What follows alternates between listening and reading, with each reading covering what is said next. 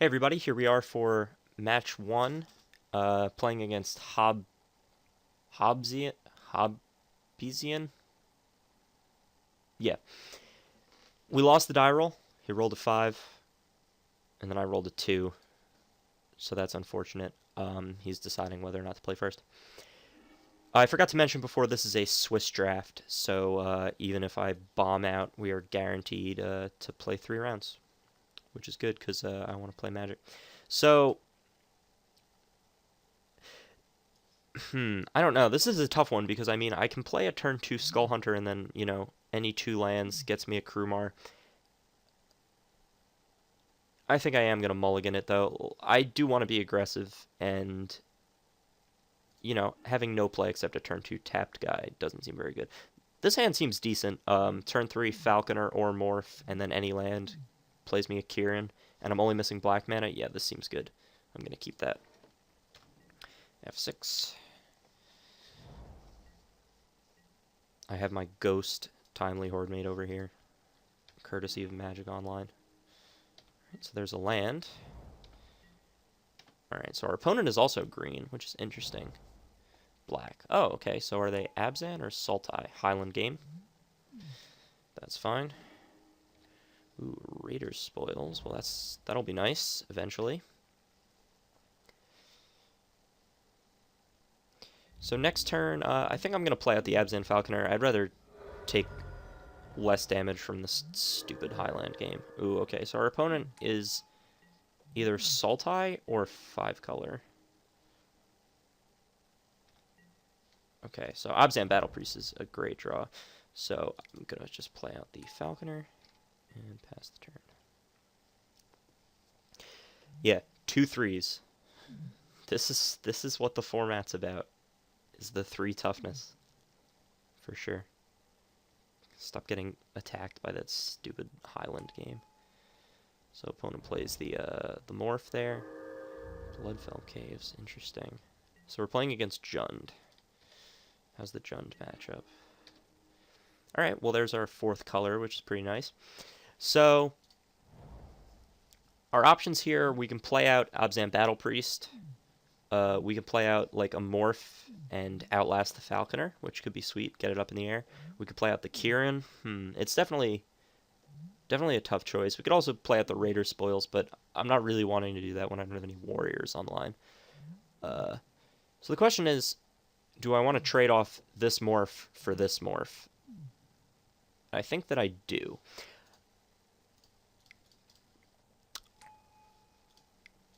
I think a lot of this format is deciding whether or not to trade off Morphs.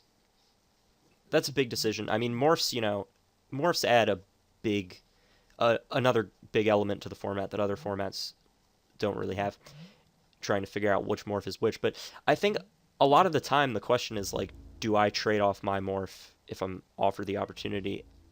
And I think that I am going to trade here. Krumar Bonkin, and the reason for that is that Krumar Bonkin is not a great Morph, and I have, like, some sweet action in my hand here.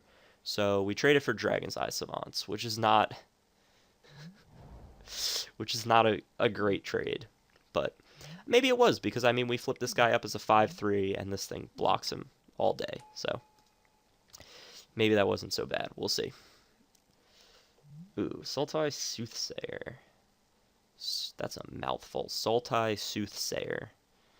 So we'll see what he bins here. Bins a Swiftwater Cliffs, an island, and a forest. Okay, so he's just, like, flooding out, maybe. Let's see what we draw here. Ooh, Chief of the Edge. That's a good draw. So I'm tempted to just play out the Battle Priest here. Yeah, get some lifelink online. I don't think I want to outlast here. I want to be able to block. I mean, I'm already at 14. Like, I've taken a considerable amount of damage here, so I think I'm just gonna play the Battle Priest and pass. So let's see. Next turn, I could outlast the Battle Priest, which I definitely want to do. Having 2 toughness is pretty bad on this board right now. So I'll probably outlast him and maybe play Raider Spoils, and then we have, like, basically a Baneslayer Angel. which has got to be good. Yeah, holding the opponent off pretty effectively here with our big beefy Baneslayer Angel. Ooh, Murderous Cut. That's a good draw.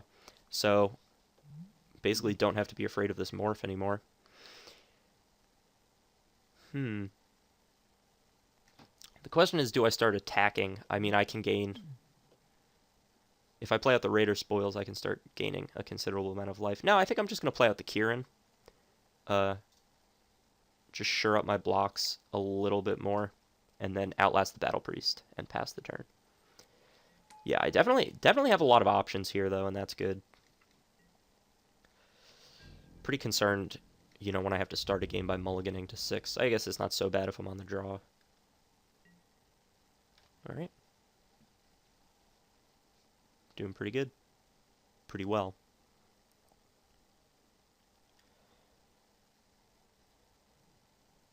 So, what could this morph be? I'm gonna assume that my opponent is playing... Oh, yeah, I didn't notice the Scoured Barons. Okay, so my opponent's playing straight 5-color. So, the answer to the question, what is this morph, is anything. Okay. So, I probably just want to block the Soothsayer here.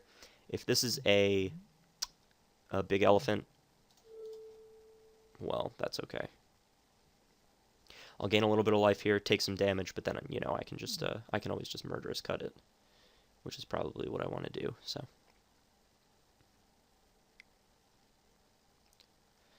He's flipping up. Is it the Elephant Daddy? Burn away on the Falconer. Ooh, well, that's not good. Man, that oh no, it doesn't shut off our Murderous Cut. Okay. That would have been super bad. Ooh, Hateblade, that's a pretty good draw, so once again, don't really have to be afraid of that morph quite as much, which is good. So I think I want to attack with the Kieran here. That's pretty much a no-brainer. Alright. Now the question is, do I play out the Hateblade or do I keep Murderous Cut up? And I think with my life total this low, I think I'd rather keep up Murderous Cut. I don't know. It's definitely a tough call, though. I could also play out the Chief of the Edge and the Hateblade. I think I'm going to do that. I'm not super afraid of that morph at this point. And we we're representing Feat of Resistance. Do I outlast the Battle Priest here? Then I can get, yeah, then his 2/2s come in, though, which doesn't seem very good. And getting this to 4 toughness doesn't really do much.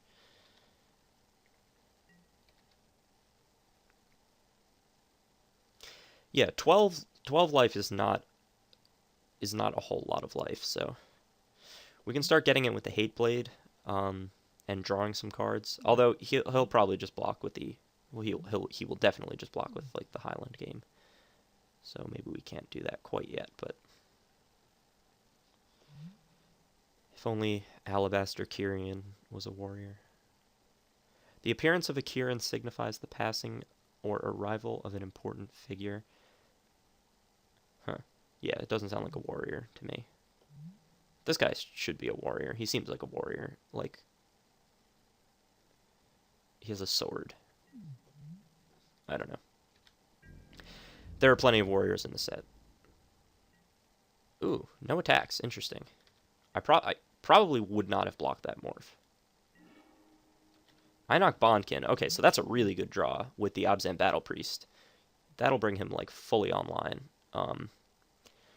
So the question is, do I play out the Bondkin and make an attack?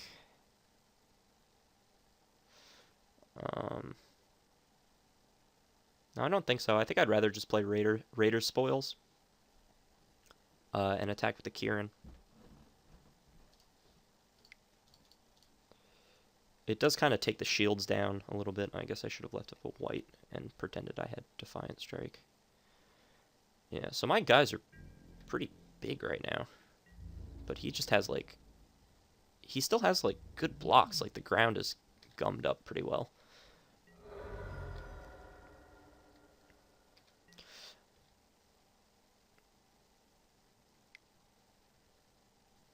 Flipping up the morph.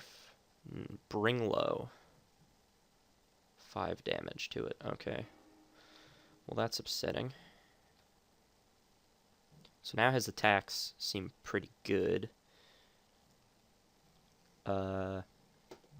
Still not wanting to block the morph. Well, he doesn't have that much power on the board. So, maybe his attacks aren't that great. I mean, block one of these. Arc Lightning. Jeez, that's a blowout.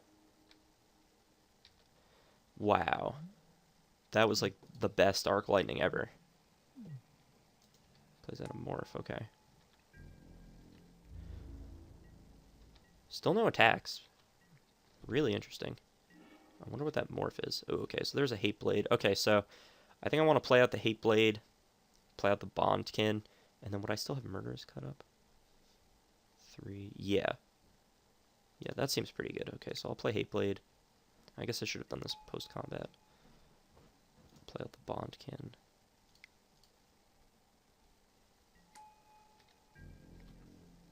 Well, the opponent's tapped out anyway, so it seems like they're F6'd. Yeah, Alabaster Kieran is doing some serious work right now. So we have Murderous cut up in case one of his morphs is big and scary. We have Mardu Hateblade Death Touch activation going on, which is always good. Yeah, there's definitely cause to be concerned here, though. Alright, opponent attacks with 2 morphs. So, the opponent didn't attack with this morph all game. So I have to assume that this morph is probably pretty bad. But I really don't want to risk the Kieran.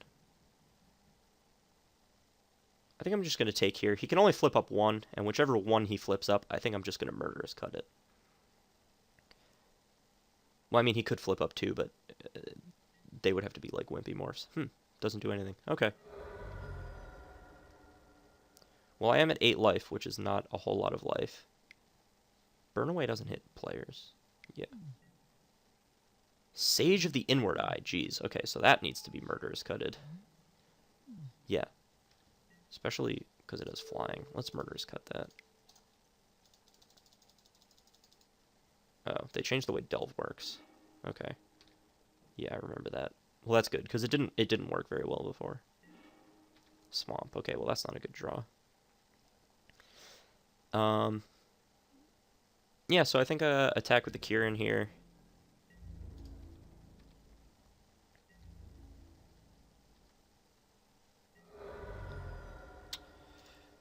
The question is, do I Outlast? And the answer to that is yes. First strike is a big game right now, I think.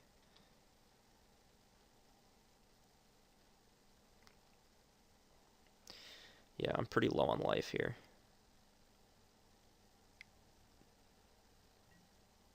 Singing Bell Strike. So I'm just dead, right? Yeah. 2, 4, 6, 8. Jeez. Yeah, that Arc Lightning was pretty brutal.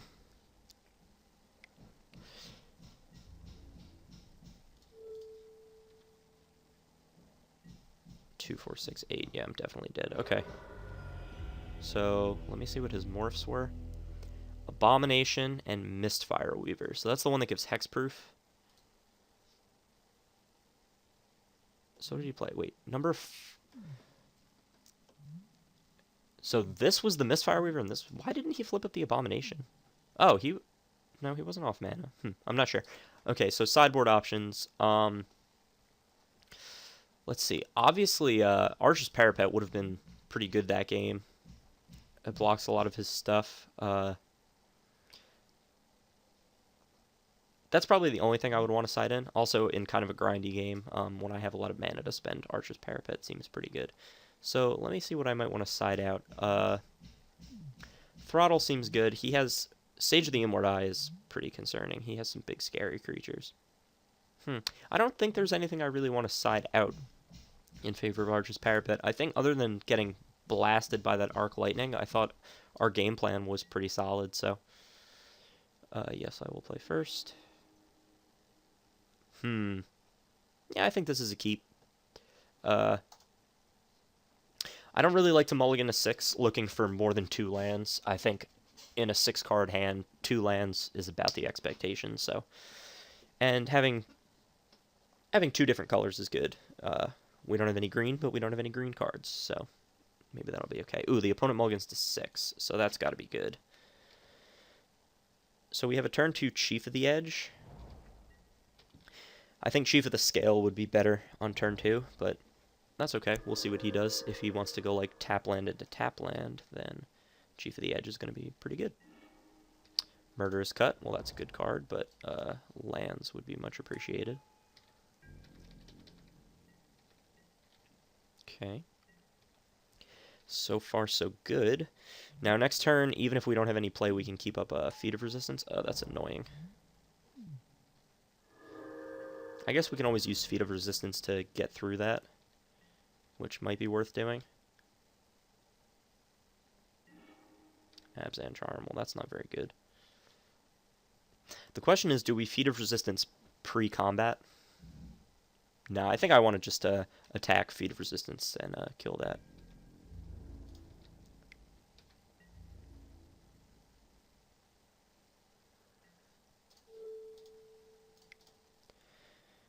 And we will give it protection from black just to be safe. Okay, so reasonable. And getting that up to 3 toughness is a pretty big game because it can attack through a lot of stuff now. So, ooh, opponent is also stuck on lands, which is good. So we'll see if we draw a land here. That would definitely be nice. Hateblade's not a bad one. It's a 2/1. And it has Death Touch, so.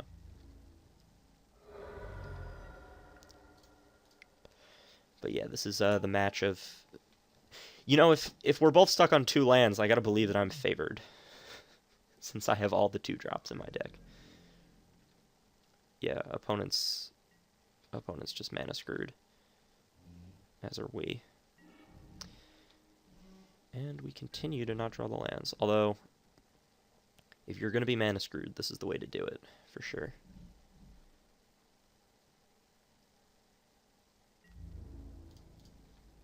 Do 6 to the opponent.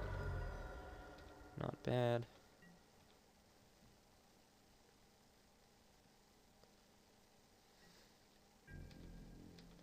Wow, man, opponent really can't find a land. I guess neither can we. Discards Sage of the Immortai. Okay, well, that's pretty good. I guess he was miles away from casting that. And we continue to not draw anything. So this game is kind of a gimme, which is pretty fortunate for us. Opponent has to play a creature here. Nope. Well, that was fun. It was a good game of Magic. That was a fun game of Magic the Gathering that we just played. Yeah, not really wanting to sideboard. Probably just side in more lands. That's about all that could be gleaned from that match was that we needed more lands. Yeah, those land cards are pretty good. They tap for mana, so you definitely want some of those in your deck.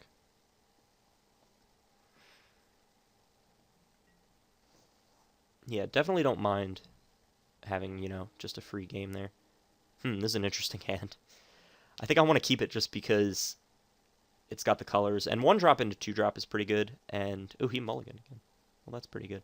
Yeah, I mean, obviously, like, the opponent's unlucky having to mulligan and not drawing any lands. But also, it's going to happen when you're playing a clunky 5-color deck. Ooh, Flooded Strand. Opponent's making money over there. So if we draw a spell, that would be nice. Yeah, that's a spell. Pretty good one, too. So what's nice about this hand is even if we don't draw spells, we can just kind of dump mana into Einok Bondkin and get a little bit of value that way. I really love the art on this island. Ooh, Nomad Outpost. Interesting. Okay, well, I guess it's not that interesting. We know that our opponent is 5-color. It would stand to reason that they would have a Nomad Outpost. So we'll attack for 1. Pretty good. Play an Einok Bondkin. We're curving out this game. 1 drop, 2 drop, and coming up is a 3 drop. Yeah, I definitely don't want to outlast next turn. Well, not definitely. I'll see what the opponent plays. Nothing. Okay, yeah, I definitely don't want to outlast this turn. Spell would be nice. Ooh, Absent Falconer. Yeah, that's a spell, all right.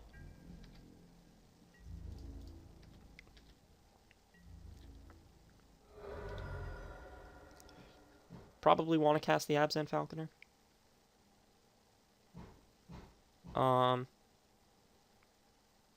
Yeah, oh yeah, I do want to cast it because then next turn I can morph and outlast it. So it's looking pretty good for us right now. Arc Lightning totally blows us out again. Ooh, Long Shot Squad. Well, that's pretty good.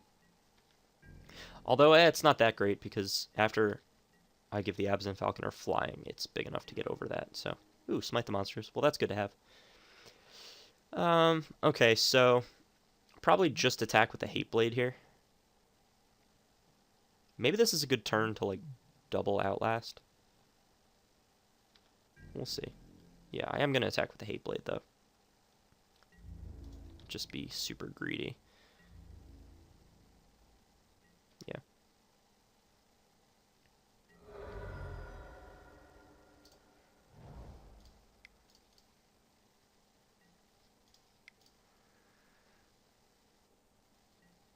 Alright. Get my guys up in the air. So yeah, first strike, the 3-power first strike. So yeah, he basically has to outlast his long shot squad here if he wants to get any use out of it. Otherwise, it just chump blocks. Yeah. Yeah, having a 3-2 flying first strike seems good. Having a 3-4 flying first strike seems even better, so.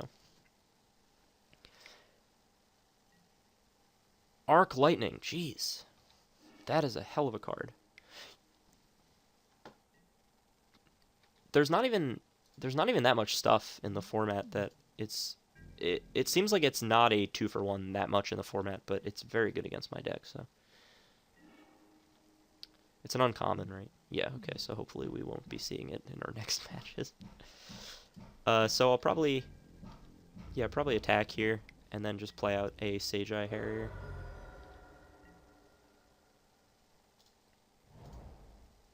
Any reason to cast this face up? I think I am just going to cast it face up. I don't see why not. Alright, so the opponent did outlast the long shot squad. Ooh, so I can smite it now. Ooh, is he outlast? Oh, he outlasts again. Interesting. So that, presumably he has a kill shot then, right? Yeah, he's got to have kill shot here. I think I'm going to hold back the Absent Falconer if that's the case. Just attack with the Harrier. Yeah, I don't really see a reason to run into kill shot here.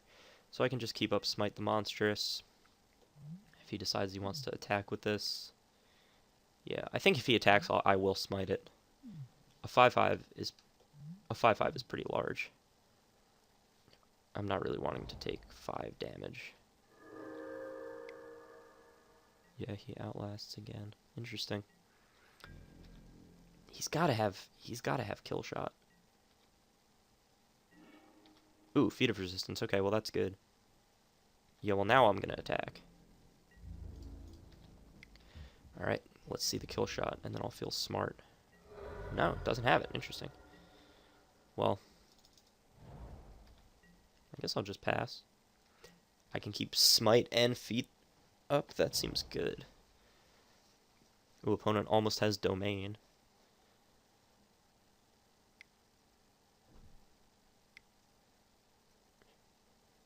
Something giant. Jeez. What is this? Villainous Wealth for 5. That's not good. What did he hit? Wow. He hit some good cards.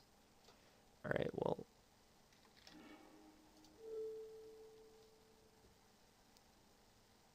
Murderous Cut's targeting this. Yeah, let's give this protection from black.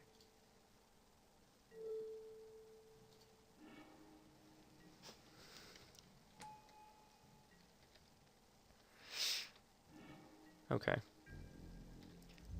So not too bad. My guys still fly, which is nice. I think I want to smite the long shot squad now.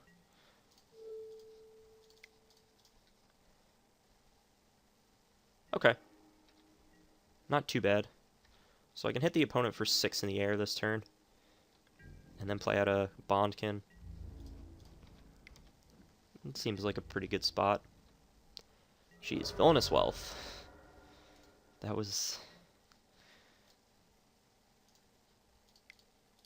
is a card. Did I play land yet? Oh, nice. Okay, so I can just flip. I can just flip this straight up. And probably block the Chief of the Edge. If he chooses to attack with that. Ooh, Singing Bell Strike on that. Well, that's okay. I can pay 6 to untap it, so.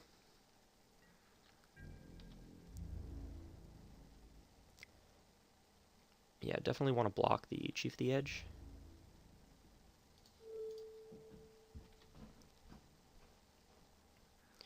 See if he has anything here. Oh, he does. Ride Down. Interesting.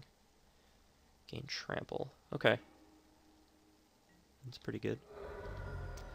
It's going to take something for the opponent to not die here, though. That's a good one.